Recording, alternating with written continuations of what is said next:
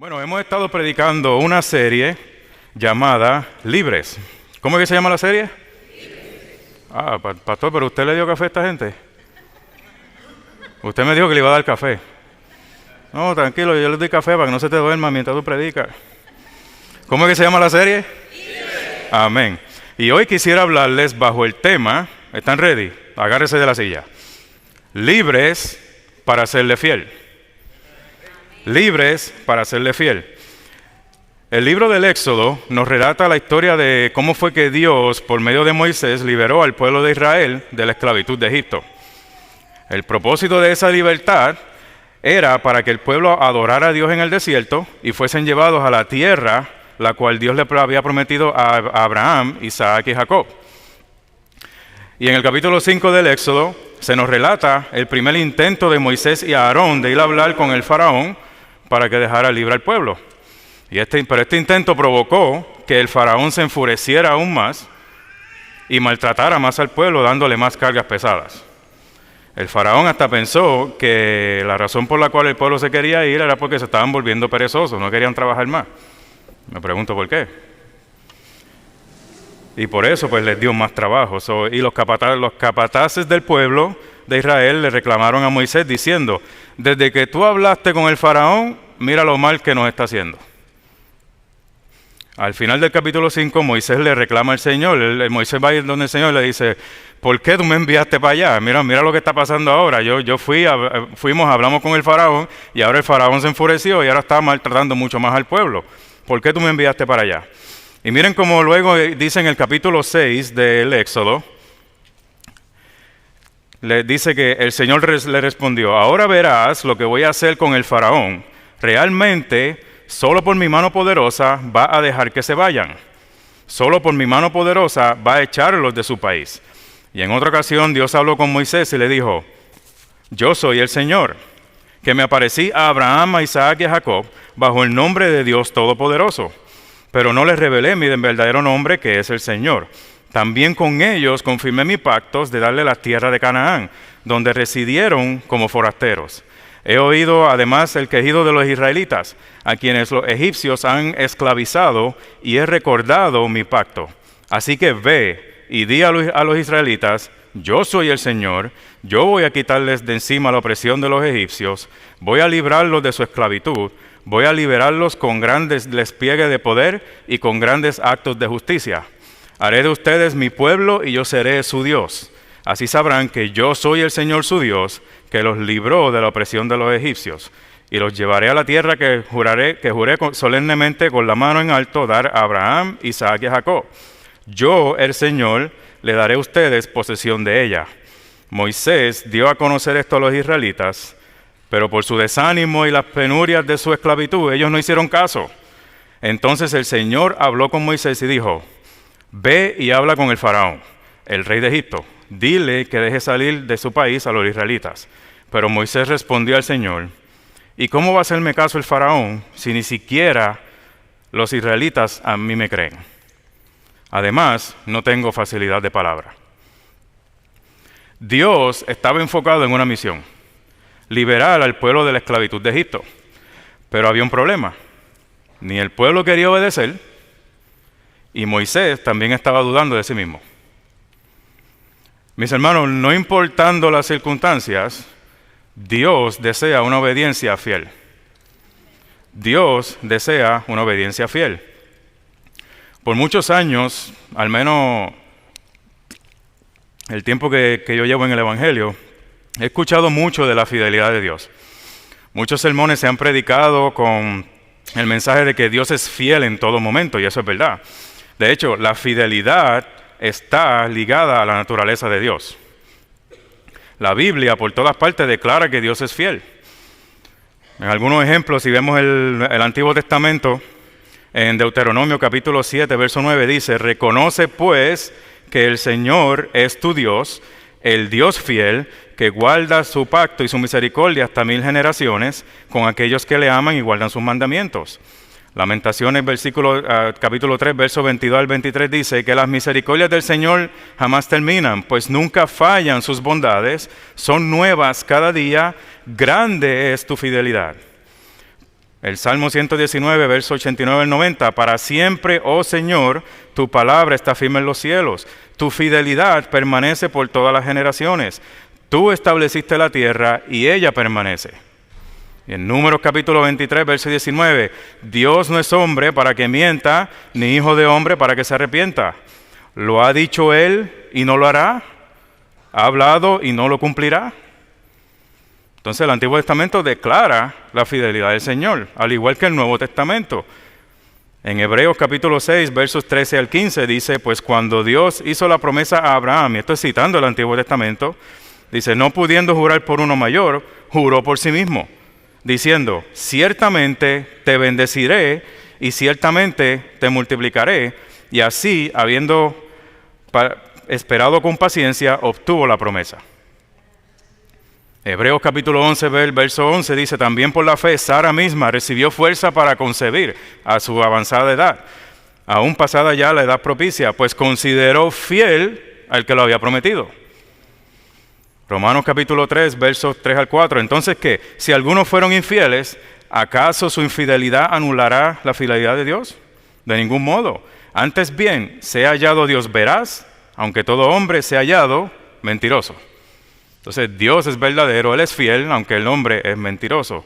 Y en 2 de Timoteo, el apóstol Pablo le dice a Timoteo en el versículo 13 del capítulo 2, si somos infieles, Él permanece fiel, pues no puede negarse a sí mismo. Dios es fiel por naturaleza. Ahora, ¿qué significa ser fiel? Yo sé que todos nosotros tenemos más o menos el mismo concepto, un mismo concepto de lo que significa ser fiel, ¿verdad?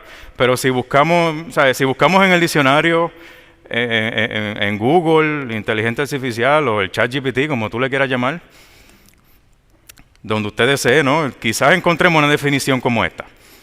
Fiel es un adjetivo que describe a alguien leal, constante en sus afectos o cumplidor de sus obligaciones, sin traicionar la confianza depositada en él. Eso es alguien fiel para nosotros, alguien leal, alguien que cumple sus obligaciones. Pero para entender el concepto de fidelidad que Dios desea de nosotros, tenemos que aprender cómo es que la Biblia define lo que es ser fiel. Entonces, en el Antiguo Testamento, por ejemplo, el concepto de fidelidad significa verdad. Viene del hebreo emet, que significa verdad. En otras palabras, es alguien que es verdadero. Algunos ejemplos, yo creo que este es el ejemplo más clásico, un matrimonio. Un matrimonio, cuando un hombre y una mujer se unen, se prometen, ¿verdad? Se hacen varias promesas, se prometen el no unirse a ninguna otra persona, se prometen a cuidarse, a protegerse, a proveerse sus necesidades, todas esas cosas. El día que uno de los cónyuges falle a una de esas promesas, se le considera ¿qué? Infiel. Por lo tanto, ese cónyuge no fue verdadero a su promesa. Otro ejemplo que pudiéramos pensar es cuando los padres le hacen promesas a sus hijos. Un padre que quizás le promete a su hijo o su hija estar presente en su juego de fútbol o en su evento o las cosas, pero no aparece, se le considera un padre infiel. Ahora, yo sé que hay situaciones que pudieran surgir que pueden ser justificadas, pero cuando es algo que se caracteriza de que ese padre le hace promesas a sus hijos pero no las cumple, entonces se considera infiel. Y esto es debido a que ese padre no está siendo verdadero a su promesa. ¿Qué tal de algunos amigos? Amigos que no necesariamente son fieles. En mi país existe una famosa frase que dice, amigo es un peso en el bolsillo. ¿Lo han escuchado? Hoy día tú tienes ese peso en el bolsillo y mañana no lo tienes. Pero el verdadero amigo es aquel que permanece fiel, o sea, que permanece verdadero, no importando las circunstancias. Entonces, el concepto de fidelidad en el Antiguo Testamento es alguien que es verdadero. ¿Qué tal en el Nuevo Testamento? En el Nuevo Testamento viene del griego pistos, que significa digno de confianza o confiable. Entonces podemos ver que estos dos conceptos, El Antiguo Testamento, que significa ser verdadero, y el Nuevo Testamento, que nos enseña que ser digno de confianza, van de la mano. Si alguien es verdadero a su palabra y a sus acciones, entonces es una persona confiable. Considerando los ejemplos que acabamos de presentar, si un amigo es verdadero a su palabra y a sus acciones, entonces ese amigo es un amigo confiable. Si un padre cumple consistentemente con las promesas que le hace a sus hijos, entonces sus hijos consideran que tienen un padre confiable. Si una esposa ve que su marido es verdadero y no falla a su promesa conyugal, entonces esa esposa puede confiar en él. ¿Por qué usted cree que hay tanta mujer celosa? Usted no... Yo veía cuando las novelas yo he visto, porque se ve mucho en las novelas, ¿verdad? ¿Todavía existen las novelas? ¿O son series de Netflix? Ahora son series de Netflix. Pero tú veías en las novelas que esta mujer, celosa con su marido, ¿verdad? Se pasaba peleándole, y con los celos, le hacía la vida de cuadrito a su marido con sus celos, y hasta que su marido le ya estoy cansado de tus celos, ¿qué si esto? Pero tú ves que el tipo era un charlatán. Entonces, ¿cómo tu esposa no va a estar celosa si tú eres un charlatán? Si tú dejas de ser un charlatán, entonces ella no va a ser tan celosa y va a poder confiar en ti. Entonces, es así. Un empleado, por ejemplo, una persona que es fiel, que es infiel, o sea, que no es fiel, perdón, es una persona que puede hablar mucho, pero no cumple. Promete mucho, pero no cumple. Se caracteriza por eso, por no cumplir su palabra. No es verdadero ni consistente y por lo tanto no se puede confiar en esa persona. Y esto habla de integridad. Una persona que no es fiel no es una persona íntegra, una persona que carece de integridad. Un empleado que promete estar en su trabajo, le promete al jefe llegar a su trabajo y no llega, es una persona con falta de integridad. No sé si ustedes han tenido personas que han hecho compromisos con ustedes, así, directamente, así personales, y de repente te dicen, mira, no, que no puedo, que... Pero una vez más, no es algo que sucedió de emergencia, sino esa persona se caracteriza por eso, entonces esa persona no es confiable. ¿Y qué tal con la iglesia? Compromisos ministeriales. Yo sé que en esta iglesia no sucede, yo lo he visto en otras iglesias. Hacen compromisos ministeriales y de repente llaman, mira que no puedo llegar. Una vez más, hay circunstancias justificadas, pero cuando es alguien que se caracteriza por eso, lo tiene de costumbre, entonces se le considera alguien infiel, no verdadero, no confiable. En mi país yo escuchaba mucho una frase que decía, este es como los políticos, promete y nunca cumple. Entonces, Dios espera que nosotros seamos íntegros con Él y delante de Él con nuestra obediencia. Entonces, habiendo dicho todo esto, podemos confirmar que Dios es verdadero a su palabra, Él es fiel al cumplir sus promesas, Él es el Dios en quien podemos confiar, Él es el Dios fiel. ¿Amén? La pregunta que yo me hago es, ¿puede Dios confiar en nosotros? ¿Somos nosotros verdaderos a nuestra palabra y a nuestras acciones a la hora de confiar en Dios y prometerle obediencia? ¿Somos nosotros fieles a Dios? Porque la realidad es, hermano, que cuando nosotros creemos al Evangelio y ponemos nuestra fe y confianza en Cristo para nuestra salvación, también le estamos prometiendo obediencia. Lo que pasa es que nos han enseñado diferente. Se nos ha enseñado que podemos creer en Cristo para salvación y nada más. Puedo vivir como me dé la gana sin preocuparme por obedecerle. Lo recibo como Salvador, pero no como Señor. En Juan capítulo 3, verso 36, miren cómo Juan lo pone. Él dice, el que cree en el Hijo tiene vida eterna. Amén. Pero el que desobedece al Hijo no sabrá lo que es esa vida, sino que permanecerá bajo el castigo de Dios. Juan dice, el que cree tiene vida eterna, pero el que no obedece no tiene vida eterna. Entonces Juan junta el creer con el obedecer, los dos van de la mano. Santiago capítulo 2, verso 14, que a mí se me paran los pelos cada vez que yo leo ese versículo. Amados hermanos, ¿de qué sirve a uno decir que tiene fe, o sea, que cree, si no lo demuestra con sus acciones? Y después él dice, ¿puede esa clase de fe salvar a alguien? Y ahí también Santiago en su carta dice que la fe sin obras es ¿qué? Muerta. Dios desea una obediencia fiel. Dios desea que seamos verdaderos y que seamos dignos de confianza delante de Él. Entonces, quisiera que contestemos las siguientes dos preguntas. Número 1, ¿por qué razón le somos infieles a Dios? Y número 2, ¿cómo entonces podemos serle fiel a Dios? Primero, ¿por qué somos infieles a Dios? Déjame darte alguna sugerencia. La primera, porque no le conocemos. No le conocemos. Para poder vivir una vida de obediencia fiel a Dios, tenemos que conocerlo. Tenemos que saber quién es Él, cómo opera, cuál es su voluntad y qué espera de nosotros. Es por eso, mi hermano, que mi esposa y yo, trabajando con los jóvenes, tenemos una misión inmediata y es de ayudarles a ellos a conocer más a Jesús. Conocerlo más, más personal, una manera más íntima para que ellos puedan tener una relación con Él y ellos puedan saber qué Jesús espera de ellos. Esa es nuestra misión con ellos. Y porque muchos de nosotros andamos con Jesús, pero no le conocemos. A lo mejor usted dirá, ¿cómo eso es posible? Bueno, déjeme ilustrárselo. Le sucedió a los discípulos. Acompáñenme conmigo a Juan capítulo 14. Un momentito.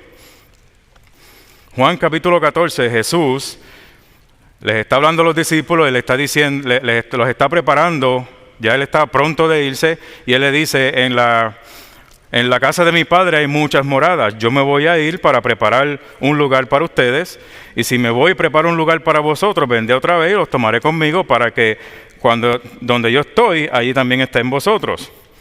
Y dice el verso 4, y conocéis el camino a donde voy. Pero Tomás le dijo en el verso 5, Señor, si no sabemos a dónde vas, ¿cómo vamos a conocer el camino? Jesús le dijo, yo soy el camino, la verdad y la vida. Nadie viene al Padre sino por mí. Y el verso 7 dice, si me hubieras conocido, también hubieras conocido a mi Padre, y desde ahora le conocéis y le habéis visto. Y sale Felipe y le dice, Señor, muéstranos al Padre, y nos basta. Y Jesús le dice, Felipe, ven acá. Tanto tiempo que llevo con ustedes y todavía tú no me conoces. Felipito, tú has estado conmigo 3 años. Has andado conmigo 3 años y todavía tú no me conoces. Tú no sabes, le dice Jesús, el que me ha visto a mí, ha visto al Padre.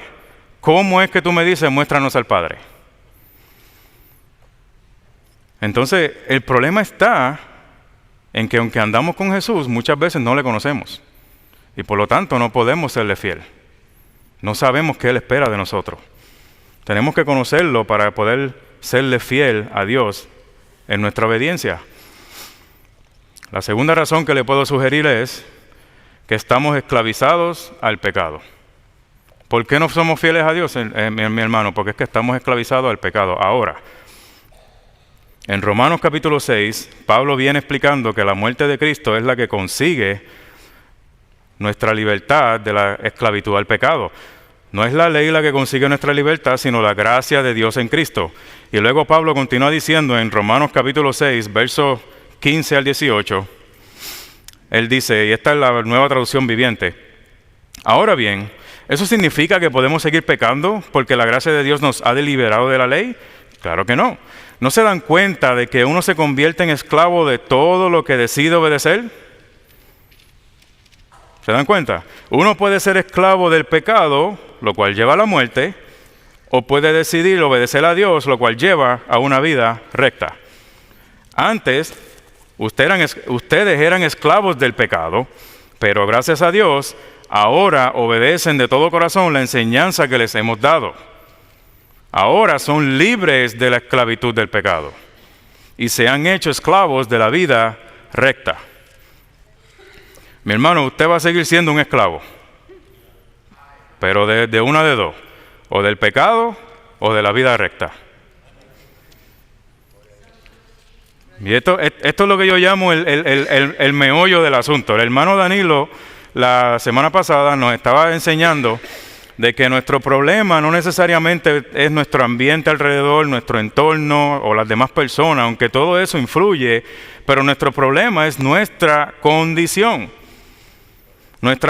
de pecado que hay en nuestro corazón. Nuestro corazón está esclavizado al pecado y necesitamos que Dios nos libere de esa esclavitud. Escuché a un pastor también que lo puso de esta manera: el corazón del problema está en el corazón. Más sencillo no lo puedo haber puesto, ¿verdad? Cristo que nos tiene que rescatar de la esclavitud del pecado para que lleguemos a ser esclavos de la vida recta y así vivir una vida fiel a Él. Somos libres para serle fiel. En los capítulos 3 y 4, bueno, antes de eso, la próxima sugerencia que pudiera darle de por qué no le somos fieles a Dios es: nos enfocamos en nosotros mismos en vez de enfocarnos en Dios. Ejemplo, Moisés. En los capítulos 3 y 4 del libro del Éxodo, vemos cómo fue que el Señor llamó a Moisés para que hablara con el faraón, enviarlo a que hablara con el faraón para liberar al pueblo de la esclavitud. Entonces Moisés presentó muchos le llaman excusas, ¿no? Pero le presentó algunos argumentos para no ceder a la misión. Y aquí los 4 argumentos de Moisés. Por ejemplo, el primero, él le dijo: pero ¿quién soy yo para ir a hablar con el faraón? Yo no soy alguien de mucho, ¿cómo es? De mucha influencia, de mucha autoridad. ¿Quién yo soy para ir a hablar con el faraón? Y la respuesta del Señor fue: tranquilo, que yo voy a estar contigo. El segundo argumento que él le puso: bueno, y si el pueblo pregunta ¿cuál es el nombre de ese Dios que me envía? Ahora se enfocó en el pueblo. Primero estaba enfocado en él, ahora se enfocó en el pueblo. Y la respuesta de Dios fue: bueno, dile que el yo soy te envía. Ese es mi nombre, yo soy. Yo soy el que soy, es el que te envía. Luego él dice: bueno, ¿y qué hago si no me creen y no me hacen caso? Bueno, la respuesta de Dios fue: ok, ¿qué tú tienes en la mano, Moisés? ¿Una vara? Ok, tírala al suelo. La vara se convierte en serpiente. Moisés, agárrala por la cola. La agarró por la cola y se volvió a convertir en vara. Moisés, mete tu mano en el costado aquí en tu túnica. La metió. Sácala otra vez. La sacó y estaba llena de una enfermedad de la piel, blanca como una nieve. Métela otra vez. Sácala. Salió sana. Él le dice: cuando tú hagas esas señales, ellos te van a creer. No te preocupes. No te preocupes, que yo voy a estar contigo. Luego él le dice: bueno, pero Señor, pero mira, es que yo no tengo facilidad de palabra. A mí se me traba la lengua o se me lengua la traba. Y se me enredan las palabras. En otras palabras, yo no puedo hablar, yo no sé hablar, no sé, a mí no tengo esa habilidad. Y el Señor le dice: ven acá, ¿quién forma la boca de una persona? Usted sabe lo que es una pregunta retórica. Una pregunta que la respuesta es obvia, ¿verdad? Cuando su esposa le dice: mira, ven acá, ¿y esos zapatos qué están haciendo ahí? Hermano, es una pregunta retórica. ¿Esos zapatos van ahí? La respuesta es no. Bueno, el Señor le hace unas preguntas retóricas a Moisés. Le dice: ¿quién forma la boca de una persona? ¿Quién decide que una persona hable o no hable? ¿Que oiga o no oiga? ¿Que vea o no vea? ¿Acaso no soy yo el Señor? Moisés, enfócate en mí. Enfócate en mí, no te enfoques en ti, no te enfoques en el pueblo, enfócate en mí. Yo voy a ir contigo, yo voy a estar contigo, yo soy el que voy a estar contigo y yo te voy a dar la habilidad que tú quieras para tú hacer lo que tienes que hacer. Amén. Pero incluso después de todo esto, Moisés insistió que se enviara otro. Él dijo: ay, Señor, no me envíe. Entonces el Señor se molestó, dice la Biblia, el Señor se molestó y le dijo: mira, llévate a tu hermanito Aarón para que te ayude entonces. porque ya que no crees en mí, ya que no quieres depender de mí, llévatelo a él. Yo voy a usarlo a él para que tú puedas hablar con el faraón. Y nosotros leemos esto y quizás pensamos, pero qué cabezón este Moisés. Con todo y lo que el Señor le provee y de todos modos él no quiere ir. Pero la pregunta que yo me hago es, ¿no somos nosotros iguales? Nosotros somos iguales. Yo no sé si a usted le ha pasado, pero a mí me ha pasado. Cuando el Señor de repente me dice, mira, háblale a esta persona de mí. Y uno se pone y uno hace como el Chapulín Colorado, ¿verdad? Los que conocen al Chapulín Colorado, que cuando lo mandaban a pelear con el villano, le decían, vete, haz lo tuyo. Y él, sí lo hago. No, dale, sí lo hago, pero ya, dale. Y a veces uno hace eso con el Señor. El Señor te dice, mira, háblale a esta persona de mí, predícale de mí. Sí lo hago, Señor. Señor, ¿y si se molesta conmigo? ¿Y si no me salen las palabras? Y mira, Señor, que yo no sé tanto de la Biblia y no sé qué le voy a decir. Y si se molesta conmigo y se ofende o si se burla. Empezamos a poner todos estos argumentos enfocándonos en nosotros mismos cuando el Señor te dice, yo voy a estar contigo. Tú simplemente háblale mi palabra, háblale el Evangelio, que yo voy a estar contigo. No te preocupes. O cuando Él nos llama a servir en la iglesia, muchas veces nos enfocamos de nuevo en nosotros mismos. Es que yo no sé hacer eso, es que yo no tengo las capacidades. No, el Señor te dice, no te preocupes, yo voy a estar contigo, tú solamente séme fiel a mí. Obedéceme a mí y yo voy a estar contigo. Entonces muchas veces no le obedecemos fielmente al Señor porque nos enfocamos más en nosotros y no en Él. Nos enfocamos más en las capacidades que quizás no tenemos en vez de enfocarnos en lo poderoso que es Él. Ahora, la segunda pregunta, ¿cómo podemos entonces serle fiel a Dios? En Romanos capítulo 8 podemos encontrar la solución a esa pregunta. Romanos capítulo 8. Se me perdió los Romanos. Romanos está entre el Génesis y el Apocalipsis. Miren cómo dice Romanos capítulo 8, comenzando en el verso 1. Por consiguiente, no hay ahora condenación para los que están en Cristo Jesús. No hay condenación para los que están en Cristo Jesús, ¿verdad? ¿Quiénes son los que están en Cristo Jesús? Los que no andan conforme a la carne, sino conforme al Espíritu. Porque la ley del Espíritu de vida en Cristo Jesús te ha libertado de la ley del pecado y de la muerte. Pues lo que la ley no pudo hacer, ya que era débil por causa de la carne, Dios lo hizo enviando a su propio Hijo en semejanza de carne de pecado y como ofrenda por el pecado, condenó al pecado en la carne. Para que el requisito de la ley se cumpliera en nosotros, que no andamos conforme a la carne, sino conforme al Espíritu. Porque los que viven conforme a la carne ponen la mente en las cosas de la carne, pero los que viven conforme al Espíritu, en las cosas del Espíritu. ¿Ya tienen la respuesta? Porque la mente puesta en la carne es muerte, pero la mente puesta en el Espíritu es vida y paz. Ya que la mente puesta en la carne es enemiga de Dios. Porque no se sujeta a la ley de Dios, ni siquiera puede hacerlo. Y los que están en la carne no pueden agradar a Dios. En otras palabras, si nos dejamos llevar por nuestra carne o por nuestra naturaleza pecaminosa para que se escuche más bonito, entonces no podemos agradarle a Dios y no podemos serle fiel a Dios.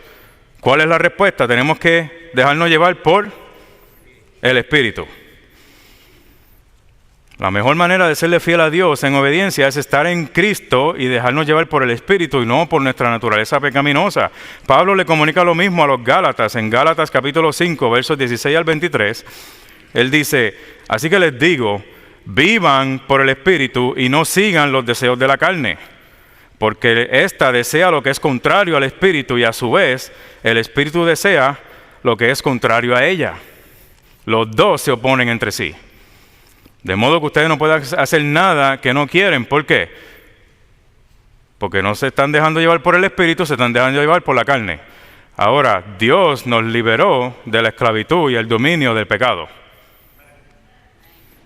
Entonces tenemos una responsabilidad que es la de dejarnos llevar por el Espíritu.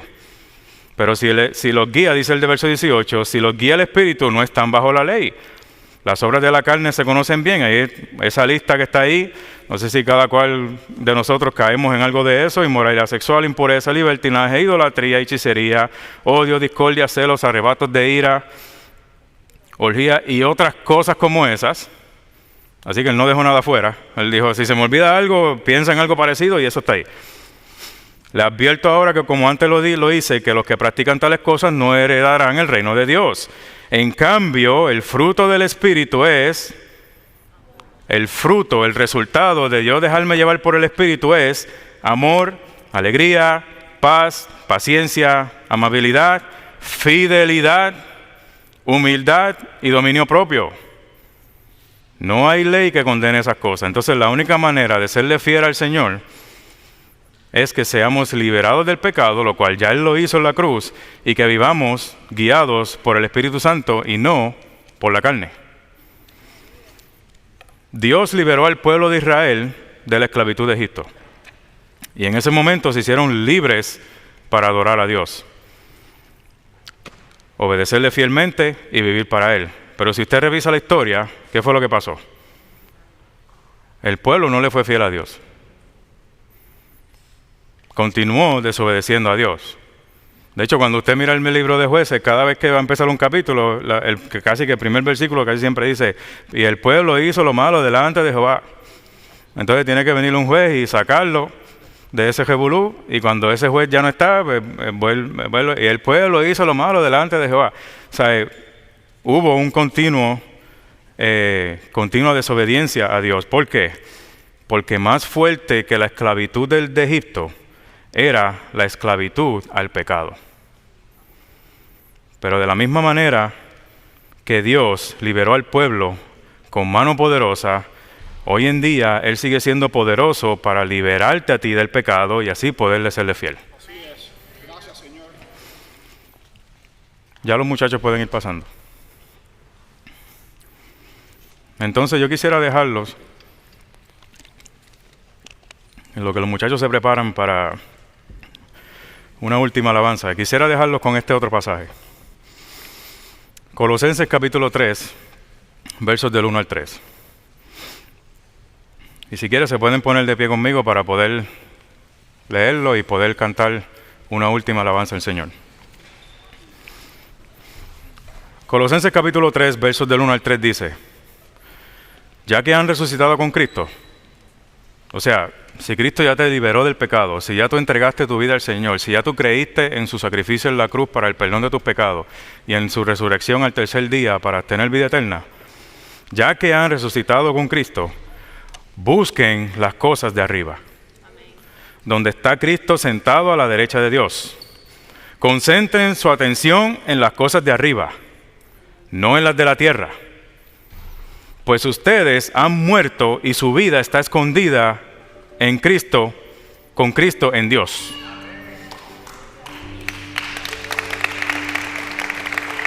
Cuando Cristo, que es la vida de ustedes, se manifieste, entonces ustedes también serán manifestados con Él en gloria. Por lo tanto, hagan morir todo lo que es propio de la naturaleza terrenal.